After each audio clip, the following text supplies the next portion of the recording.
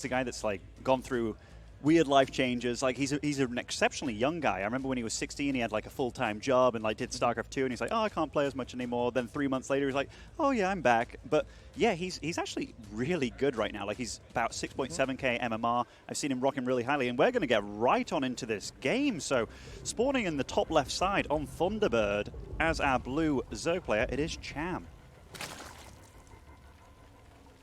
And down in the bottom right-hand corner of the map, we have the red Protoss player. He is GunGFuBanDa.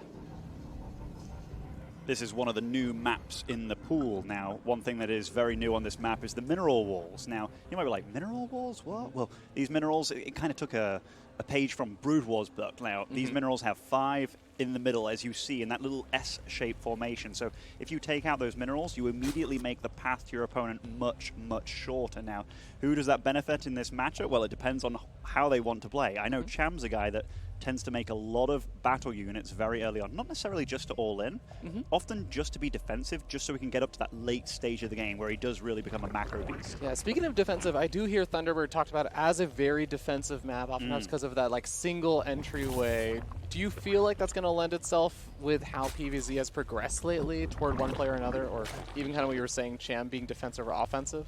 It's one of those things, right? Like very often you'll see a Zerg, regardless of the map, they'll be on 3 bases against Protoss. It's just, and then it's about which way does Protoss get in there to deal damage, be it like Oracles, Phoenix, Adepts, DTs, Archons. Like there's so many ways, and for a Zerg, you really have to kind of like get to it and get the scouting in there, seeing which attack is exactly you're going to be up against. It's a very tough life, but this is definitely a map where both sides can be very, very safe, get 3 bases up and running, and it very often leads to a macro game.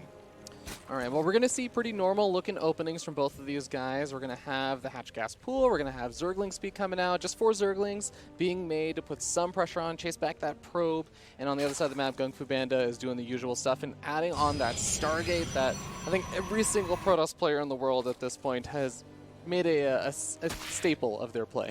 Absolutely. I know a lot of Zergs fear the robo openings and stuff, but I don't know if like the Zergs have all banded together and being like, oh, let's say we hate robos when in fact we actually hate Stargates. Like this will be the greatest 200 IQ plan that we've ever had. But yeah, Stargate, it's tried and true. And the thing is, there's been new openings coming out of it all the time. Like for a while, it was just Phoenixes. Then it was a Phoenix into several, or like into an Oracle to lift up the Queen and kill the drones. Now we see like 3 Oracles at a time kind of thing, followed up by an all-in. So the evolution of Protoss and their ability to be a nuisance, it's unparalleled. Yeah, just being unexpected and keeping the Zerg players in the dark. So we'll definitely have to keep an eye out to see how Cham scouts, because I know that sometimes in the past that has been one of his weak points, but he's already getting those Overlords set up in the correct positions. He's got 1 on the pillar and 1 on the south side. And I believe that Stargate is sitting in the main base behind the mineral line, so a little bit harder to scout. And here we get to see that GunGfu just gently looking at that wall in, just making sure that it's absolutely there, no sneakery going on, and he's actually kind of looking around for an Overlord by the looks of it. Now this Phoenix, it is going in the right spot to get those Overlords going. Yeah, I mean, this is also information for Cham though, that he sees the Phoenix, so now he can start to get ready at home. Now he doesn't need spores immediately, he has some time to put them down, but they're both in the know now about what the other guy's doing. All right, we got a couple of those Zerglings making their way across the map. Just going to test the wall and look around for the 3rd base, make sure that GunGFuBanDa isn't playing a little bit too greedy with the timing of that. And I like that it's just being active on the map, but there is the 2nd Stargate. So you were talking about this, Ben, where there are a lot of different ways you can follow up from that 1st Stargate. What does the 2nd Stargate usually indicate? Well, the 2nd Stargate, the fact that he made an Oracle as opposed to like just going full out Phoenix, like for a second there I was like, am I watching a Rotterdam game or something? But no, the Oracle was made. So I don't know if this is just to look like it's just going to be a standard Phoenix into Oracle play and look very, very normal, while he's going to build up a lot of Phoenixes at home. I think that's going to be the weapon of choice for GunGfu. He has been probing pretty well. It does look like he does want to take a 3rd at some point, given that he's been building up that like Zealot and Adept count there.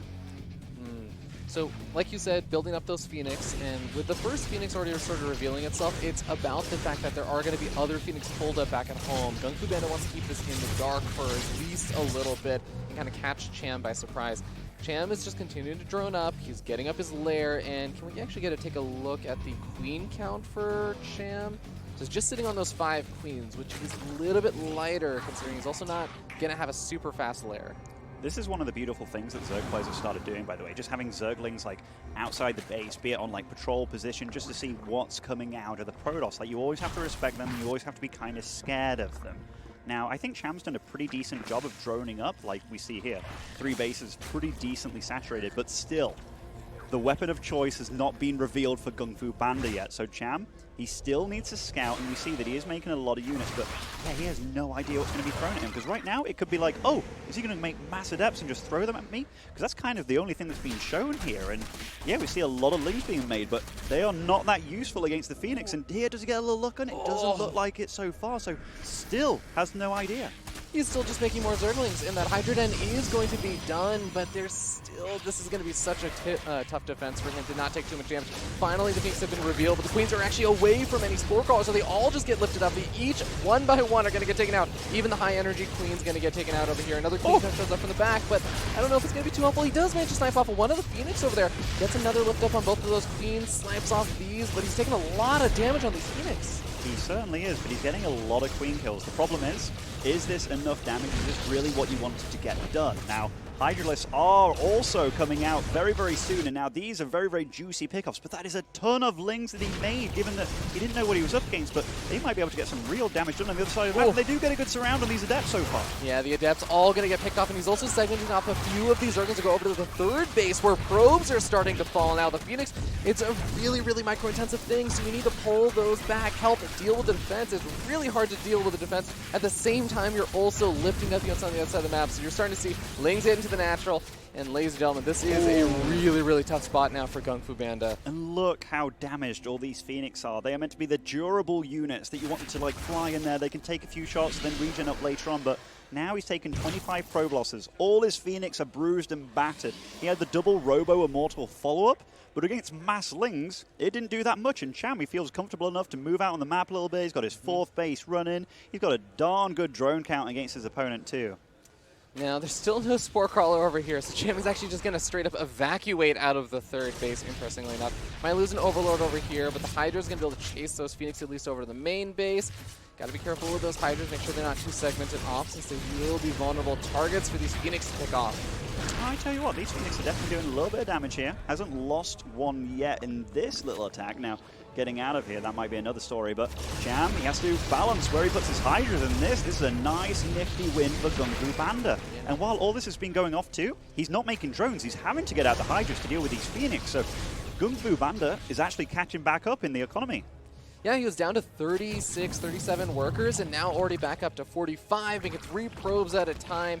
And these Phoenix! Okay, well, a couple of those Phoenixes do go down, and that was his way of sort of controlling the pace. This loses another one. I think 5 is like the bare minimum to still get some damage done. He just lost another one too. This unit count just went up, and we didn't even see it. So I think a Phoenix just flew into his opponent there, and that was definitely not Top Gun flying. That was that was a lot of losses. Also, these minerals taken out in the middle by this drone here. So Cham, he's made the path of attack shorter, like we talked about at the start, and this is a lot of Zerg marching across the map. And GunGFu's trying to get prepared. That one stasis craft, he's hoping that he can catch a bunch of these lings. It actually creates a little bit of a force field there and adds in a couple of extra force fields. Segments off a few of these Hydras, keeping that Immortal alive just barely, as more Immortals are going to be popping out. Every single second that GunGFuBanDa can buy is going to be more Immortals for this defense, but those lings are going to come out of the stasis very soon. The Phoenix come in to try and lift up some of the Hydras, and it seems like he's getting really close to the defense. The lings start popping out, they're going to absorb some of the damage, and it just really doesn't seem like Cham has enough anymore. GG gets called. GunGFuBanDa takes the first game. That is not the expected result after he lost 25 probes and had everything shut down, and he looked really, really in a terrible spot. But I think there's a few things there that I talked about it before the games, actually. Cham makes a lot of units, like a lot of battle units, and it's not necessarily for all-ins. He just plays almost overly safe a lot of the time, and we saw them used to, like, great use there, killing the 25 probes, but that kind of stuff, it's not what you can't get away with being so safe, because, you know, often people ask, like, what's the best way to deal with something? Like, if I'm very, very safe, then I'm good against that one attack kind of thing, but then you're so far behind against everything else, and the double Stargate play, even the lack of, like, Spore at the 3rd made stuff difficult, so he needed the Hydras on the low ground as opposed to just getting everything in the main. He just made life difficult for himself. Yeah, when you're in those sort of situations as a Zerg player, how do you find the opportunity to finally safely move out versus the Phoenix? Because as you were saying, you know, the Hydras, of course, having to be made just to defend and everything, but then you never really get the opportunity to attack. Do you just sort of say, well, I'm just going to make more drones instead, over-drone through the losses that I'm taking? Or is there some way to try and get up the safety defenses? If there's one thing that Stargate players and double Stargate players absolutely are scared of, and it's why it went out of the meta quite some time ago, it's Nidus play. So any kind of Nidus springing up, the Roaches, the Queens, even going for offensive Spore Crawlers. And the thing is, there was no Roach Warren on the field. It was pure Lynx. He was kind of scared. And there was no Roach Warren against like the possibility of the Adepts coming. It was just a lot of Lings, then straight into Hydras. So I really feel that GunGFuBanDa completely bamboozled Cham this game. And that's a rough one for Cham, because I really felt that counterattack was the one thing, his saving grace to getting back into it, but then the Phoenix use was very good. It was patient play by GunGfu, and if he can remove that middle stage of the game where he takes all that damage, he's going to be looking good in this series, man. Yeah, it really seems like GunGFuBanDa has a good read on how Cham has been playing. I wonder if that does go back to that first series they played, which he ended up losing, and now he's kind of made his adjustments. But here we go, moving into game number 2. We're starting up in the top left-hand corner of the map, top of the blue Zerg player. He is Team Chivo's Cham. And sporting over in the bottom right, representing Germany itself, it is GunGFuBanDa. And I got to tell you, he definitely impressed me that game, especially with the fact that he was willing to go double Stargate against a player that is willing to make a lot of units early on, because a lot of players have styles, and I'm not quite sure what GunGFuBanDa's is yet. I get to play him a little bit, but I just feel he's a pretty solid all-round Protoss, honestly. And, you know, this game, this is a map that's pretty good for DTs, pretty good for Archon drops, might be pretty good for Stargate again. The thing is, Protoss can do a lot of things in this matchup. Oh, absolutely. I mean, I think, if I recall correctly, but GunGFuBanDa has been one of those really diverse players that was very much not afraid to get involved in like the cannon rushes and stuff versus a lot of Zerg players back in the day. I remember him making a lot of the kind of big late game carrier transitions and playing macro games. So he definitely has a diverse set of builds under his belt from the past, but so he decides to throw out this game. Double Stargate is usually not something you're doing lots of games in a row unless it's kind of a, I gotcha, you wouldn't expect this a second time. If you know that your opponent's weak against it, though, and doesn't know how to capitalize on it, you can definitely pull it out again. And that game isn't truly indicative of, like, seeing that your opponent doesn't know what to do, because often in StarCraft, you can make choices that you don't know if they're bad yet, right? They end up being pretty poor choices. Now, obviously, if Cham can whip out like the Roach and Nidus kind of play, that can definitely keep his opponent quite honest, because yeah, the fact that he went for double Stargate, was taking an early third with it all, and then double Robo immediately after, like, it was all very textbook, like the way that you want the game to go, but it didn't feel like Cham was ever really making it that difficult for GunGFuBanDa to really get away with that. So would you like to see more of those sort of Nidus Worm plays to really put on the early pressure, or? One thing that I see from Serral that always instills in me, like, wow, I have faith in, like, the really great, the true great players, is when he knows he can kill somebody with a Nidus, he'll just pop one up, because he knows, like, okay, this attack will land in, like, 45 seconds time. My opponent will not be able to hold it at all. And he makes very good reads in that regard. And it also, like, a player that can do everything against you, it's a lot more scary. Now, I don't know how good of a read GunGfu has on Cham. I'm not the most familiar with his style in PvP or ZVP, but I do know that, yeah, he likes to be overly defensive, so being greedy against that kind of player or whipping something out like kind of crazy like a double Stargate, it's definitely good against him. Yeah. We end up seeing GunGFuBanDa with, of course, that ICAM just scouting around for the third base. He doesn't really get into the main base or anything with the Adept, decides to pull back, as a lot of pros players like to be a bit safer with that first Adept, and he's going to be going for the Phoenix follow-up here and straight into another Oracle. We'll see what he goes into after that, though, because like we were saying, you can go into the double Stargate if you feel like there's an opportunity there, but there are absolutely a lot of different ways that pros players have figured out how to transition from here. I gotta tell you, Fear Dragon, if I didn't know better, I'd say I was watching the exact same game again almost. Like, the Phoenix kills the Overlord in the same spot. The second Overlord, by the way, that's kind of weird, sending 2 Overlords at your opponent there, because, like, he gets the scout off. It just means he's almost sacking the second Overlord too, which you see here, GunGfu went immediately for it. Yep. So that shows me that he's kind of learning his opponent. Like, he's even just how he scouts. A lot of Overlords only, or a lot of Zergs only use one Overlord to do that. He's immediately lost 2, so going into this game, it is a bit problematic. Just get to see the Oracle follow up, though. That's kind of it. Seeing that Oracle means that you got to have your Spore Crawlers done in time. You even might have a bit of a sense of where that Oracle might be headed first. So if it's headed over to the third base, you might want to get those Queens over there. And of course, this is one of those maps where the third base can feel a little bit far away if you don't have that creep joined, and it'll take a while for those Queens to get around. But this Ling counterattack over here is doing some damage. It looks like 1 or 2 Adepts might end up falling over there, but the third base probe is the big thing, and he does manage to keep that alive. Oracle pushes that back, third base planted down. Honestly, these units, these Zerglings that went across the map and like killed 1 Adept kind of thing, yeah, they kept the other Oracle at home and used a little bit of energy. But if I'm GunGFuBanDa, I look at that, I'm like, this is 7 drones that are not mining in his base right now. Like, that's actually quite good for me. And you see the worker counts are pretty close, and the Zerg isn't super far climbing ahead in supply, which is what you would normally find. So GunGFuBanDa, he's pretty quick on the third base, gets the Robo with the Forge of Twilight Council. In fact, he's getting the whole family of Protoss tech here. So I think he's just feeling comfortable against Cham's style. Yeah, I mean, that is quite literally one of every single piece of Protoss tech. So going to be able to get up all sorts of ways to continue the pressure. But these Oracles, speaking of pressure, are getting 4 more worker kills, keeping both of them alive. The Spore Caller target firing down the high health Oracle as well. So 2 more drones end up going down. A Revelation tossed up as well. And there's the third Oracle coming forward. I tell you, Ravi, like Protosses, they've got new tricks up their sleeves. And King's Cove is a map where the minerals they're against the edges of the map at this third base and at the natural, meaning the mineral lines are much more exposed on this map. So going for these air units to dart in and out. And look, he shows him this over here. So he's like, okay, I have to look here, right? Comes in over here to do the stasis. I love the choice of stasis and not the other one, not using the pulsar beam, but Cham dealt with this pretty darn well. Just a little bit of denied mining. Yeah, nice usage of the Queen over there, since that's just going to not have to worry about mining at all.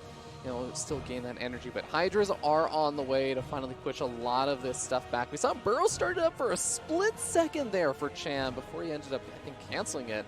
And instead, it looks like it's just going to be going for the usual Hydra range, etc. I even like how he sends the Phoenix in there to take the front of the first few Spore Crawler shots.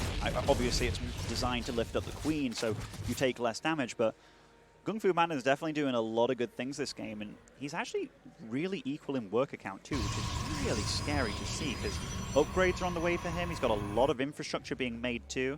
Is he up to 2 Robos as well? Or I think he is as well, yeah. 2 Robos. He's definitely in decent shape for making a really damn good army. Yeah, we're only just now seeing those extra couple of gateways being added on, so there's going to be a huge boom in what looks like a GunGFuBanDa's kind of army supply soon. So Cham has only just now gotten up to a 67 worker count. He's added on that Baneling nest. He's getting on Baneling speed, and it's just going to be a big Ling Baneling Hydra army. It is going to be a bit of a question, is that going to be enough for the power units that GunGFuBanDa has been pumping out? And yeah, that is the question for sure. I do like the fact that he's droning up a lot now. He's getting Overlord speed as well, just so he can like get scouts in. And maybe that opens up the possibility for... Is that hallucinated? It is hallucinated. Now, I'm not really sure what he's doing over there. Like, he's not scouting much, and he's not really scaring his opponent with that. But +2 on the way, Storm on the way. We've got more stasis traps going down. I don't know whether these are defensive stasis traps or aggressive stasis traps. Well, there's that move that you were talking about, and maybe even just clearing a pathway with the Warp Prism just to scout around, and if it does get scouted, then maybe scares his opponent a bit. Another hallucinated Warp Prism coming out. I think he's really trying to sell the story that he is going for this big attack, but maybe there's still Storm about halfway finished up, more Immortals popping on out. Is he just kind of faking an attack, or is this a real committed thing? He doesn't have a Warp Prism with this. This reminds me of like the little boy cried wolf. He sees one Warp Prism and it's a fake, and he sees a second Warp Prism, it's a fake, but the third one, that's the one that he kind of goes, it's another fake, right? No, this guy's warping in 10 Zealots in your main base, and you see GunGFuBanDa. Oh, now he sees the real Warp Prism. So nice scouting by Cham. Like, this is kind of one of those fortunate scouts, but getting that Overlord speed means he can really like spread these guys apart. Now, his drone count is seriously good, like 81 against 67. The thing is, he's going up to Spire Tech now with the Hive as well, so Broodlords are going to be his next weapon of choice, but GunGFuBanDa, he's getting a decent army together, but he is slowing down the game a little bit by going for the fourth when he is doing it, as opposed to just attacking. But the thing is, Cham does look pretty solid right now. Like, his army, it is a tough one to beat, especially on creep. Yeah, it also feels like GunGFuBanDa has been doing a great job with all those little pressures here and there in the Warp Prism and the Adept Harassment all coming in. It has basically taken away a lot of those big vulnerable points that Protoss players have, where Storm is still just being a researcher, +2 weapons is finishing up. And now we even see the Fleet Beacon being added on here for GunGFuBanDa. He's just not afraid of taking this into this hyper late game situation. No, which is very funny to see. And the fact that he's adding Blink onto this makes me think that he's ready to fight against the Broodlords with Stalkers, but a Fleet Beacon is being added to, a Dark Shrine. I tell you what, GunGfu just goes in stages when he wants to throw down all his tech. Okay, we have some Lings coming in for the counter attack, or the side flank, and they go after some of those side Templars, not quite able to kill them. As Zealots runs straight into the Banelings, but look at that massive Warpin. Is going to finish. The Queen gets pushed back by the Zealots, so the big Warpin does finish in the main base. And if he does not protect that Greater Spire, he's going to be set so far back. But while he moves all of his units over the main base, then the rest of the army is making its way forward. I tell you what, we didn't see what was going on in the eyes of Cham, but there was a lot of hallucinated Warp Prisms, and the one that finally did get in, the real one, is causing havoc, and it's making Cham have to reposition everywhere, but I am still a little bit scared because GunGFuBanDa's, it's very weak if he does get flanked against all these Banelings. Yeah, he's been able to force field out the army from that south side ramp, but we see a couple of Lings coming in from the north side. The force fields barely come out at the last second, but he is starting to run a little bit lower on that sentry energy. He still gets Storms and maybe zone out that army, taking out a couple of drones, but remember, all these Zealot Warpins, they are dying in an inefficient manner, trying to get some damage done, and now the Broodlords are morphing in. I tell you what, I think Cham's holding on, and he's got a really good supply doing it. That Warp Prism being shut down is a huge momentum shift. That means no extra army units in your base. You can position just to hold off this outside attack, as opposed to the attack within. Mothership on the way, and those extra couple Stargates getting ready for that big transition for the big air army. Even +1 air weapons on the way. Do you think GunGFuBanDa should just still continue to be attacking over here? Or is this getting a little bit dicey for how long he's sticking around? Well, as soon as he sees these Broodlords, he's got to get out of there, but he's kind of gone in here. Oh, he has to recall now. He does have to recall. The thing is, this isn't like a one-punch thing. He is dealing damage at this 5th base of Cham, so he's distracting on one side, and I don't think Cham... Okay, he has realized the Overseer's in there with the upgrade as well. Very, very quick. Maybe he can take out this hatchery and get out of there. He's trying to group up. He will lose quite a few units here. The expensive ones, too. The Immortals, the Archons. Those are hard to replace. I'm very surprised that GunGfu wants to go to the late game. Wow, that is the luckiest GT if he did survive through all of that. Yeah. Well, there's 3 Tempests on the way, and +1 weapons is almost done, but a decent chunk of the army there still was taken out for GunGFuBanDa, and Cham is... He's going to try and, I imagine, start making his gradual push across the map. But Broodlords are very slow, takes a while to get over there, and he needs to make sure he keeps enough of those Hydras alive to deal with these Tempests now. My big question for GunGFuBanDa is he good against late game Zerg? Now, Cham, I don't think he's got any Infestors on the field, which is kind of a... I don't know if it's the unit that he likes to use, because I know he likes to use one control group for a lot of his army kind of thing, so they do get a little bit tricky, but right now, he's just going for a bit of a power play. A lot of anti-air in the Corruptors, the Broodlords to deal the damage on the ground, takes out an Oracle before things happen, but the thing is, GunGFu's getting a really good anti-Broodlord squad together. Like, this is going to be really tough if Cham doesn't transition into Infestors. Now, Cham does catch a lot of the Zealots on the bottom left-hand side, but he doesn't see that Warp Prism warping on the top right, so he's going to go in, potentially for a big attack. The Corruptors leading the charge, a couple of Hydras getting caught by the Stasis Trap, and the rest of the army is making this long loop around the north side, trying to regroup, and he loses a lot of the Overseers in the process. Remember, those are important for seeing that those units under the Mothership. And those Zealots, they have a dream. The Broodlord's caught out in the middle of the map too against the Tempest. Cham kind of falling apart here. You see that his whole army is marching together. So these Zealots, they've dealt quite a bit of economic damage, but mainly they exposed the Broodlords because he 1A'd back home. A little bit of F2 going on there. Oh, the Broodlords, the slowest units of that Zerg army, are going to have such a hard time fending for themselves. Almost all of the Broodlords have gone down at this point. The Corruptors try and dive in to take out that Mothership. They do so.